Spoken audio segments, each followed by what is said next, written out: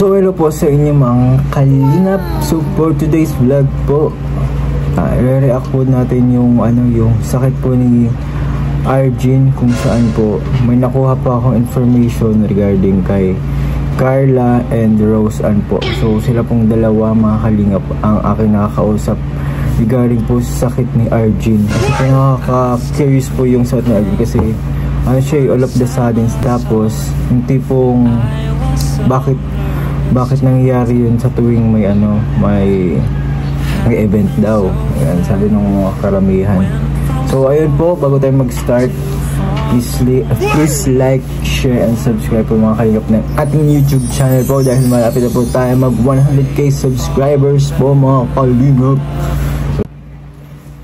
So ayun nga po mga kalingap, confirm pala talaga na si Carla po talaga ang nagbantay po kay Arjin during sa kanyang tawag dito, pagpa-stay sa hospital ng konting oras lang. So hindi naman sila naging inpatient, siguro lang sila, outpatient lang sila dahil hindi naman sila tumagal na masyado sa hospital ng isang araw or higit pa.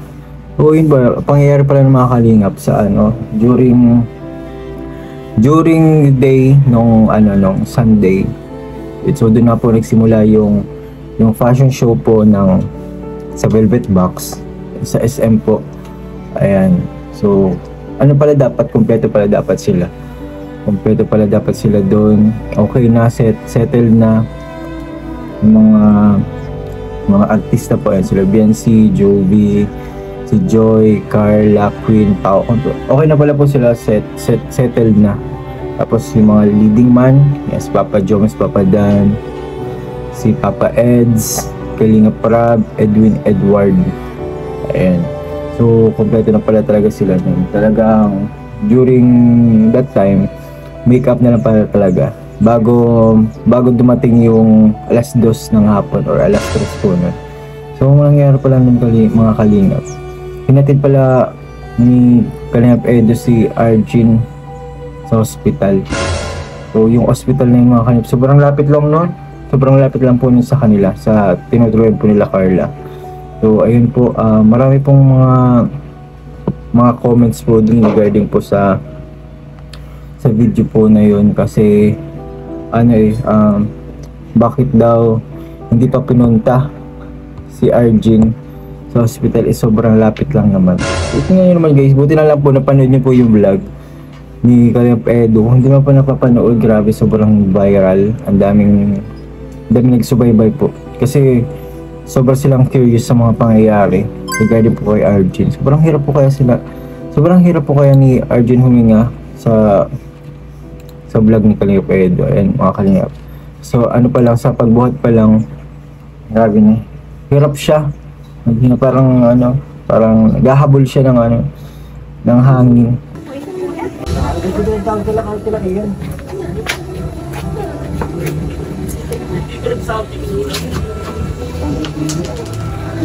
Wala kang ginagawa sila iyan? May po. Ika ang naabot pa man lang din ako ay hala ko taro. Magabaton talaga kuya, ang tagas ning hawak. Ang cellphone. Halat.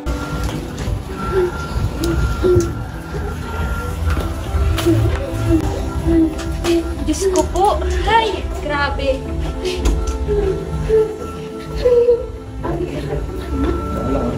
Parata. Luhay. Malas pati yan.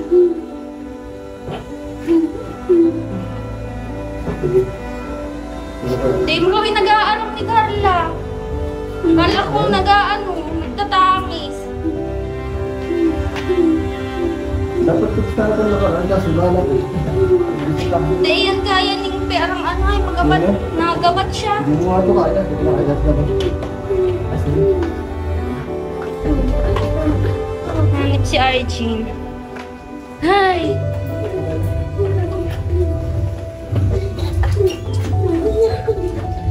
Ito lang ako yan?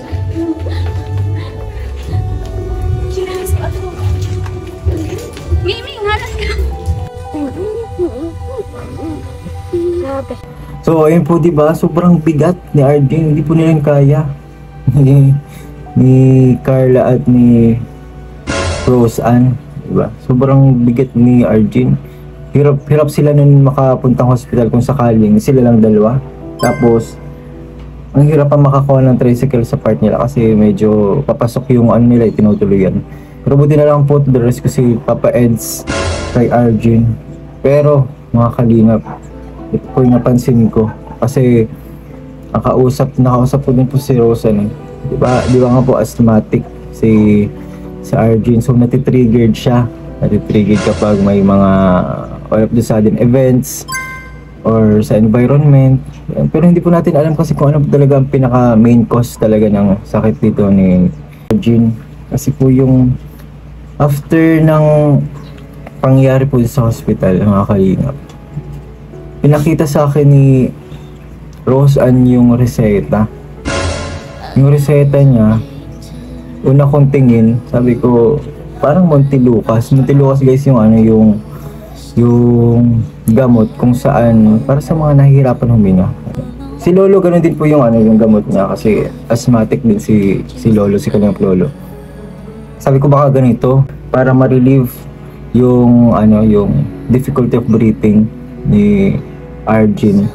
Akala ko yun ang reseta guys. Akala ko yun, kasi dun sa reseta, mamapakita ko guys, yung reseta nakita ko, isa lang talaga. Una kong pinabasa sa kanya ni Rose Ann conversation namin ni Rose Ann guys. Pinabasa kung ano yun, kung ano yung reseta na yun. Para po sa akin, una kong tingin, first POV ko, point of view ko din sa sa reseta talaga. Ano talaga, Montelukos, pero hindi daw. Pinakita ko pa nun kay Rose Ann, baka ganito yun. Una kong basa. Tapos, kung tinanong ko si Rose Ann kung tinanong yung doktor kung ano ba yung gamot. Sabi niya, oo, tinanong daw niya. Tinanong niya, tapos, ang sagot daw ng doktor, mga kalingap, yung reseta daw po nun, it's multivitamins. Multivitamins, guys.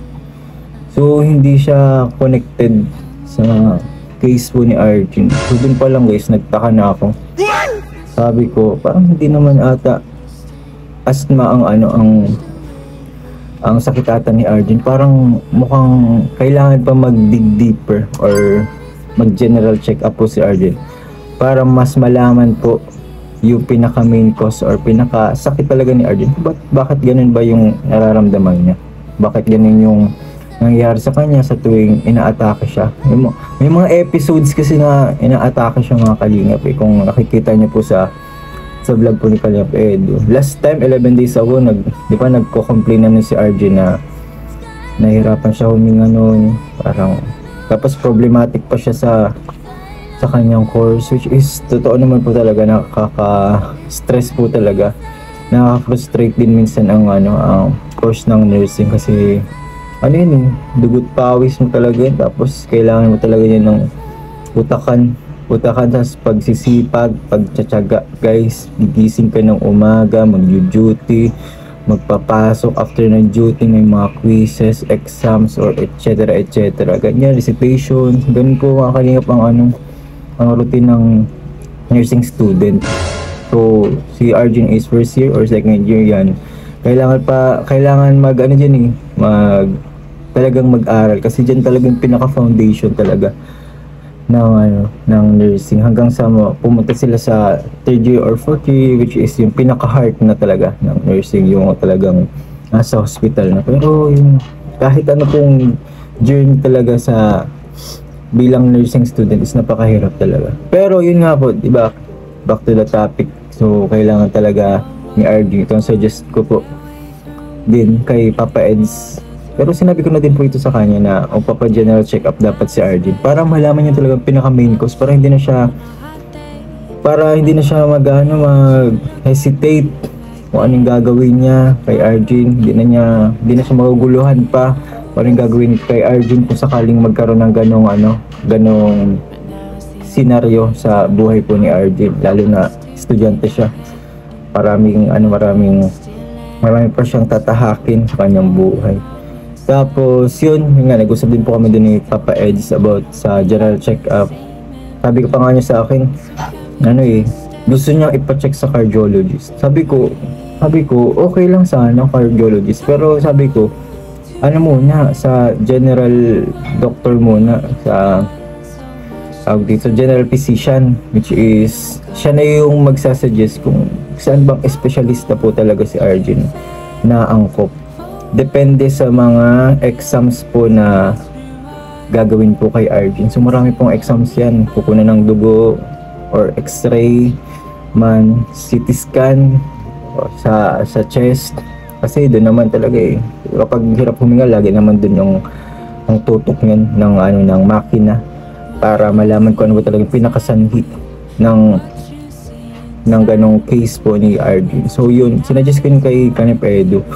Tapos yun, hindi ko alam kung napa-general check-up na ni Papa Eds. Pero sabi ko sa kanya, if sa cardio or anumang specialista kailangan ni Papa Eds ipa-check up si Arjen, sabi ko, pwede ko siyang samahan. Yan, pwede ko siyang samahan. Pero sa una pa lang, nagpapasama na si Papa Eds. Sabi ko, okay lang naman. Pero ang suggest ko muna sa kanya, i-general check up muna si Arjen para malaman natin kung saan ba talaga siya ipapacheck na espesyalista sa doktor, kung espesyalista ba sa puso, sa baga, ayan. So din malalaman po sa test. And yun nga mga kalingap, dahil nga po ganun po yung mangyayari, yun, pwede naman pong mas malaman po natin yung yung pinaka-cause talaga kung ba't ganun. Baka sa puso, diba? Or baka nagkakaroon siya ng anxiety, diba? Dahil baka sa expectations ng mga kanyang mga gulang, dahil nag-aaral siya ng kursong nursing. Merong possible na risk factors na mangyari po kung bakit nagkakaroon siya ng ganun. All of the sudden na difficulty of breathing si Arjen po. And yun po, and nakausap ko rin po si Carla regarding po yun, kasi concern nga din po ako sa mga ganyang case po, kasi kailangan po talaga ng agaran na lunas yan sa mga ganyang case. Kasi mahirap kasi guys kapag about na sa health, tapos unknown sa atin, malaking question mark yun. Kaya po dapat yun ay urgent na kailangan gawin talaga. So yun yung suggest ko kay Papa Eds. And yun po, yung kay Carla naman po, nakausap ko siya. Ang maganda po dito, si Carla, sinamahan po si Arjen magpa-to the echo. Yung to the echo guys, yung sa puso yun. So, check yun kung may mga anomalya ba sa puso niya ni Arjen.